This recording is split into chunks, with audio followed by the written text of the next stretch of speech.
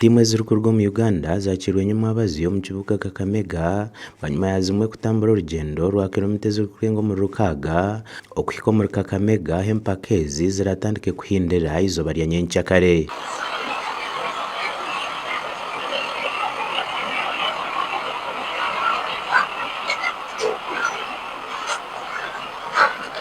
Uganda ijwekirwe timu 204 kurwa mu mashomero 16 ga senior na 13 ga primary kandi abeji 16 nibo bahereje mbere omizane tari emwe n'emwe. Amashomero nkabone konsili Mbara High, Intare School, Sacred Heart, Bweranyangi Girls, St. Kizito Seminary nizo jwekira nkore.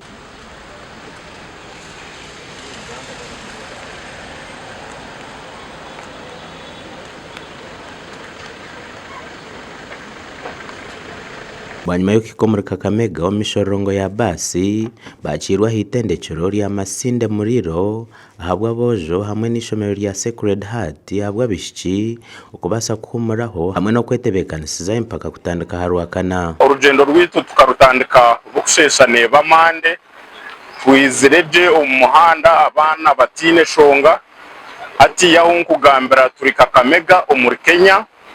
Time yitu ya Hockey Girls eri ready pressinga competition ahabo kubatigura umurundi gwabo gwo kubanza kuzo mu mpakezi so beteje kire munonga ku representing ihanga aha mutindo gwa higura munonga team boni kaha safely Kakamega kano rugendo rwitu turibire rubi kade nuringwa abana barharhamu okati listi omuntu ayikupati yaringo mukasheshe abana barukaho ati baryoke kandi ekereza mununga kugira ngo utapfuna ho time yo kurikavaringa twage muziti ndafutana ko wa gatano so tino time yo kugira ngo abana barikavaringe barukeho then bafutana kuzana rwa gatano abana babe baryoke. Urugendo yesterday cyari kuhereza umwe bazo urugendo wabarurengwa twaka busi ya boda sha emaya kasheshe